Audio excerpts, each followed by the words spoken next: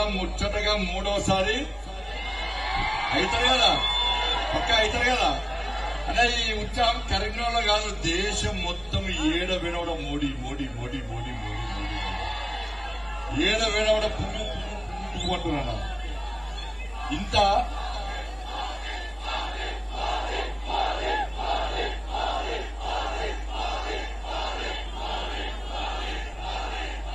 వినబడుతున్నా, మోడీ గారికి వినబడుతుందన్నా. సార్ వైపు పక్క చెప్తున్నారా, కరీంనగర్ మొత్తం మొత్తం మోడీ మోడీ మోడీ మోడీ వాళ్ళు చెప్తారు కరీంనగర్ గుజరాత్ పై. ఇంత ఇంత ఇంత పెద్ద ఎత్తున ప్లీజ్ ప్లీజ్ కంప్లీట్ మనం ర్యాలీ చేయాలి, మనం ర్యాలీ చేయాలి. ఇంకా మన కోసం మనము మన కరీంనగర్ మొత్తం ర్యాలీ చేయాలన్న. మన కోసం కరీంనగర్ జనమంతా చూస్తున్నారు, పబ్లిక్ అంతా చూస్తున్నారు. మీ అందరినీ మన అందరినీ ఆశ్రయించడానికి షాపులలో రోడ్ల మీద కరీంనగర్ ప్రజలందరూ కూడా మీకు స్వాగతం పలకడానికి సిద్ధంగా ఉన్నారు. కాబట్టి తొందర ఈ కార్యక్రమాన్ని ముగించుకొని మనం ర్యాలీ ద్వారా పోదాం. అందరు రెడీ కదా? ఎండ కొడుతుందా? లాస్ట్ అనుకుంటారు కదా, అంత ఒరిజినల్ కదా, పక్కా ప్యూరే కదా, డూబ్ కాదు కదా, 100% 100%. ఇలా కరీంనగర్ లో ఎన్నికలు జరుగుతున్నాయి, దేశం మొత్తం జరుగుతున్నాయి, కరీంనగర్ పార్లమెంట్ లో ఎన్నికలు జరుగుతున్నాయి. అవునా కదా? ఇవాళ నన్ను మా కిషన్ రెడ్డి గారు మోడీ గారిని ఒప్పించి, జేపీ నడ్డా గారిని ఒప్పించి కరీంనగర్ పార్లమెంటు భారతీయ జనతా పార్టీ అభ్యర్థిగా నన్ను నియమించిన తర్వాత మీ అందరి కష్టాజితంగా ఈ కరీంనగర్ పార్లమెంటు ప్రజల ఆశీర్వాదంతో రాముని వారసుడు మోడీ గారైతే, మోడీ గారి వారసులుగా మనందరం ఈరోజు ఈ కరీంనగర్ ఎన్నికల బరిలో నిల్చుంటున్నాం. అవునా కాదా? అవునా కాదా? ఇవాళ కరీంనగర్ ప్రజలు అదే ఆలోచిస్తున్నారా, కరీంనగర్ లో బీజేపీ గెలవాలి, భారతీయ జనతా పార్టీ గెలవాలి. ఇవాళ ఎట్టి పరిస్థితుల్లో నరేంద్ర మోడీ గారి ముచ్చటగా 3వసారి ప్రధానమంత్రిని చేయాలి, చేసి తీరాల్సిందే చెప్పి ఇలా కరీంనగర్ ప్రజలు కంకణం కట్టుకుని 13వ తారీఖు కోసం ఎదురు చూస్తున్నాను. ఎప్పుడు 13వ తారీఖు వస్తుంది రబాయి? గుద్దర్రా పువ్వు గుర్తు మీద, పువ్వు గుర్తు మీద బట్టలు గుద్దటప్పుడు నాకు ఈ దేశంలో నరేంద్ర మోడీ గారు ప్రధానమంత్రి అయిన తర్వాత జమ్మూ కాశ్మీర్ లో 370 ఆర్టికల్ రద్దు చేస్తా. నా నరేంద్ర మోడీ, మన నరేంద్ర మోడీ గారు పువ్వు గుర్తుకు ఓటేసినప్పుడు మన కళ్ళకి రావడాలన్నా. అరే అయోధ్యలో 500 సంవత్సరాల నుంచి ఈ దేశంలోని హిందువులందరూ ఎదురుస్తున్న నా భవ్యమైన దివ్యమైన రామ మందిరాన్ని నిర్మించిన మన నరేంద్ర మోడీ పువ్వు గుర్తుకు ఓటేసినప్పుడు మన కళ్ళకి రావడాలన్నా. ఈ దేశంలో ముస్లిం సమాజం నిర్వీర్యమైపోయిందని చెప్పి దానికి కారణం ట్రిపుల్ తలాక్ అని భావించి ట్రిపుల్ తలాక్ రద్దు చేసిన మన నరేంద్ర మోడీ కనబడాలన్న పువ్వు గుర్తుకు ఓటేసినప్పుడు.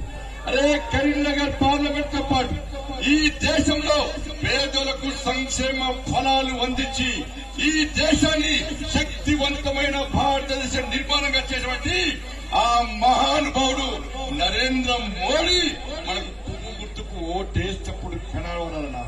అరే ప్రపంచం అంతా అతలాకుతలమైంది కోవిడ్ వల్ల, కానీ దేశ ప్రజలను లాక్డౌన్ విధించి కూడా కరోనాతో ఇబ్బంది పడుతున్నా కూడా ఈ దేశ ప్రజలను ఫ్రీ వ్యాక్సిన్ ఇచ్చి కాపాడి దేశ ప్రజలను కాపాడడంతో పాటు ఇలా ప్రపంచంలో అన్ని దేశాలు ఆర్థిక రంగంలో అతలాకుతలమైతే భారతదేశాన్ని 10వ స్థానం నుంచి 5వ స్థానానికి తీసుకొచ్చి మళ్లీ అవకాశం ఇస్తే 3వ స్థానానికి తీసుకొస్తానని చెప్పి కంకణ బద్దుడై పనిచేస్తున్న మన నరేంద్ర మోడీ కనబడాలన్న పువ్వు గుర్తుకొనేటప్పుడు నరేంద్ర మోడీ గారు లేని ఒక్కసారి కన్ను ముట్టుకొని ఉంచుకోరన్నారు. నరేంద్ర మోడీ గారు ప్రధానమంత్రిగా లేని దేశాన్ని ఊహించుకోలేమన్నా. ఈ దేశం ఏమైపోతుందో ఒక్కసారి ఆలోచించాడన్నా. ఈ దేశం రక్షింపబడాలంటే, ఈ దేశం అభివృద్ధి చెందాలంటే, ఈ దేశంలో పేద ప్రజలు సంక్షేమంగా బతకాలంటే, ఈ దేశంలో పేద ప్రజలకు సంక్షేమ ఫలాలు అందాలంటే అన్ని రంగాల్లో ప్రపంచంలో భారతదేశ పౌరులు తలెత్తుకొని సగర్వంగా నేను ఇండియన్ భారతీయుని తిరగాలంటే నరేంద్ర మోడీ గారు ఈ దేశ ప్రధాని మళ్లీ కావాల్సిందే, అయ్యి తీరాల్సిందే. అవునా కాదా? నరేంద్ర మోడీ గారిని తిరిగి ప్రధానమంత్రి చేయడానికి మీరందరూ సిద్ధమా కాదా? సిద్ధమా కాదా? నాకు ఓటేస్తే నేను పోయి నరేంద్ర మోడీ గారికి ఓటేస్తాను. కాంగ్రెస్ పార్టీ అభ్యర్థికి ఓటేస్తే రాహుల్ గాంధీ సోనియా గాంధీకి ఓటేస్తాడన్న. బీఆర్ఎస్ పార్టీ అభ్యర్థికి ఓటేస్తే ఓటేద్దామన్న కేసీఆర్ రాడన్న. కరీంనగర్ పార్లమెంట్ ప్రజలు ఆలోచించాలి. నరేంద్ర మోడీ కావన్నా, సోనియా గాంధీ, రాహుల్ గాంధీ కావన్నా, కేసీఆర్ కావన్నా ఒక్కసారి ఆలోచించండి. ఇలా ముగ్గురం అభ్యర్థులం.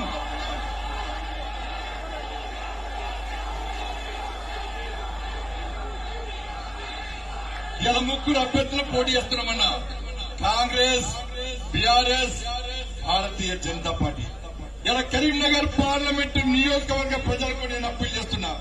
నేను మీ బిడ్డను పక్కా లోకల్, పక్కా లోకల్, పక్కా లోకల్. మీరు తయారు చేసిన కరీంనగర్ కాషాయపు బిడ్డను, మీరు పెంచి పోషించిన కరీంనగర్ కమల పువ్వు బిడ్డను బండి సంజయ్. ఇవాళ కాంగ్రెస్, బీఆర్ఎస్ పార్టీ అభ్యర్థులు కేసీఆర్ అనే బొమ్మ, కేసీఆర్ అనే నాయనానికి బొమ్మ పొరుసు లాంటులన్న విషయాన్ని ఒక్కసారి గుర్తుంచుకొని, నేను కొట్లాడినన్నా ఈ కరీంనగర్ ప్రజల కోసం, నేను కొట్లాడినన్నా ఈ తెలంగాణ రాష్ట్ర ప్రజల కోసం. అరే కోవిడ్ వస్తే మీకు సేవ చేసిన వ్యక్తి బండి సంజయ్. కోవిడ్ వస్తే మీకు సహకరించిన వ్యక్తి బండి సంజయ్. అదే కోవిడ్ వస్తే కోవిడ్ వార్డులకు కూడా పోయి ప్రజలను భరోసా కల్పించి సిబ్బందికి ధైర్యం కల్పించిన వ్యక్తి బండి సంజయ్. ఇప్పుడున్న కాంగ్రెస్, బీఆర్ఎస్ పార్టీ అభ్యర్థులు ఏ రోజైనా కోవిడ్ అప్పుడు మీ దగ్గరకు వచ్చినా ఒక్కసారి ఆలోచించారు. అరే గుర్రపాడు బోర్డు భూముల సమస్యల కోసం కొట్లాడింది బండి సంజయ్. లాఠీ దెబ్బలు తిన్నది బండి సంజయ్. జైలుకు పోయింది బండి సంజయ్. బీఆర్ఎస్ పార్టీ, కాంగ్రెస్ పార్టీలు అభ్యర్థులు ఎప్పుడైనా మీ ఎస్సీ ఎస్టీ సమస్యల కోసం ఎప్పుడైనా మాట్లాడినా ఒక్కసారి ఆలోచించండి.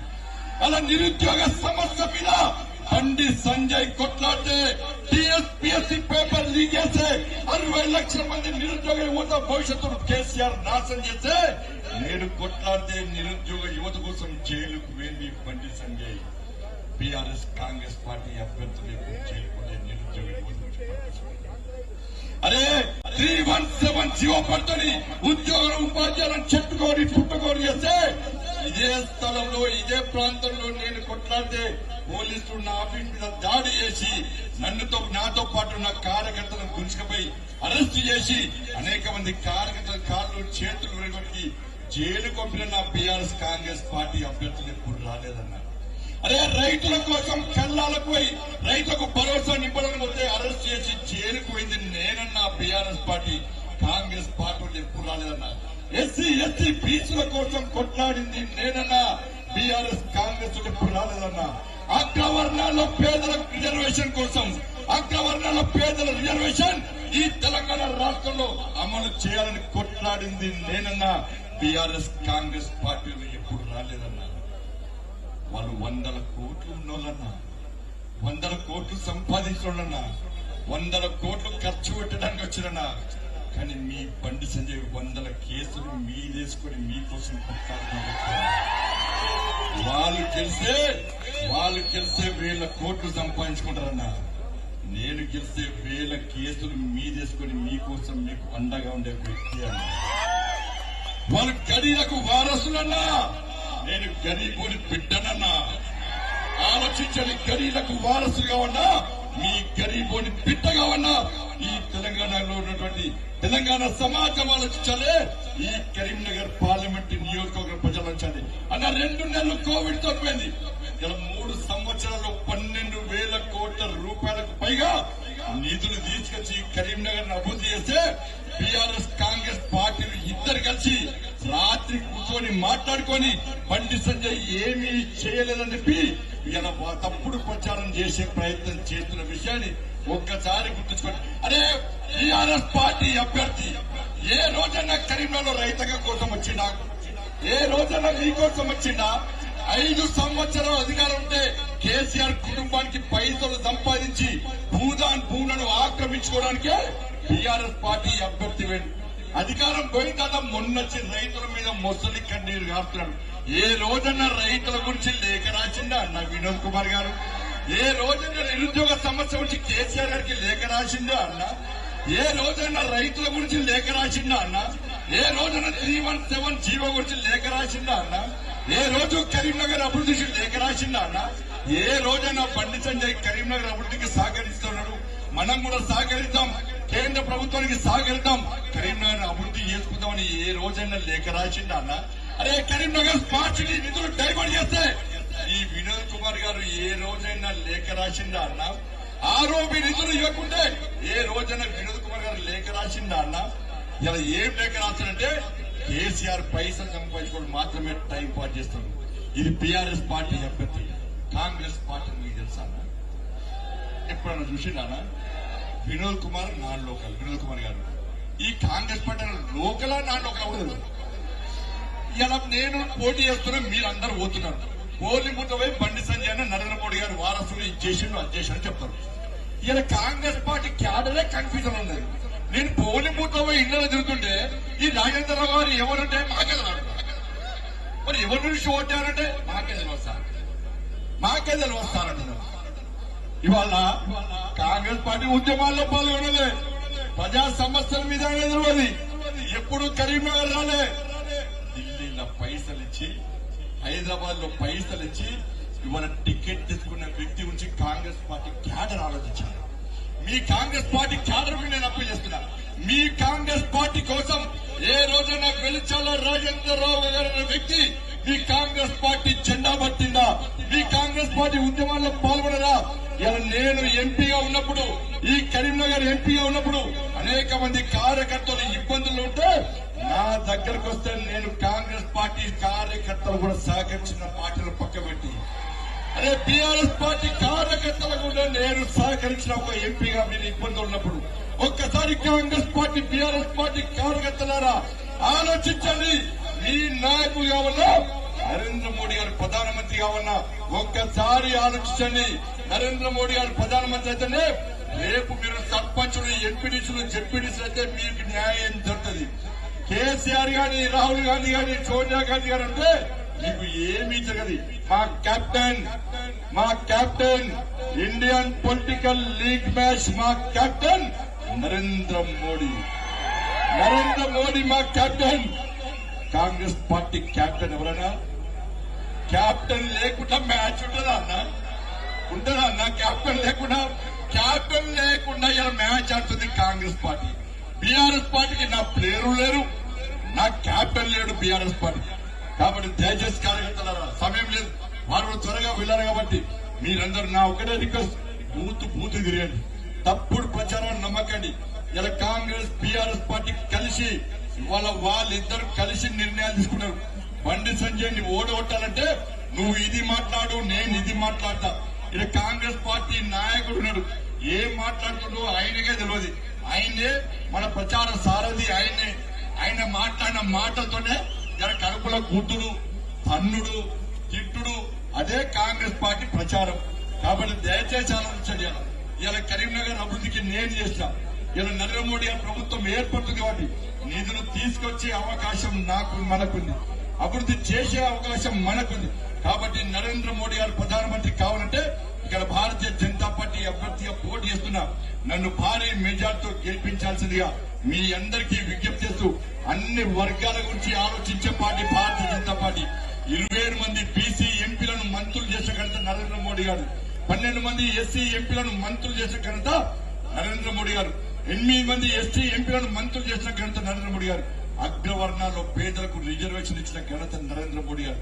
దయచేసి ఆలోచించి పూర్తికి ఓటేయించాల్సిందిగా, ఓట్లు వేయాల్సిందిగా మీ అందరికీ విజ్ఞప్తి చేస్తూ 13వ తారీఖు వరకు మనం పూర్తి సమయం ఇచ్చి మనం పనిచేయాల్సిందిగా మీ అందరికీ విజ్ఞప్తి చేస్తూ, ఒక్కసారి కిషన్ రెడ్డి గారికి మాట ఏంటంట అన్న, 13వ తారీఖు వరకు మేము అన్ని పనిచేస్తాం, ఇంటి కుటుంబాన్ని పట్టించుకోం, మా ఉద్యోగాలు పట్టించుకోం, మా వ్యాపారాలు పట్టించుకోం, ఏమి లేకుండా ఎట్టి బస్సులో నరేంద్ర మోడీ గారిని ప్రధానమంత్రి చేయడానికి ఎట్టి బస్సులో 13వ తారీఖు వరకు ఫుల్ టైం పనిచేస్తామని ఒకసారి చేతున్నా. జై శ్రీరామ్, జై శ్రీరామ్. గౌరవనీయులు పెద్దలు, మన రాష్ట్ర రథసారథి, మనందరి ప్రియతమ నాయకులు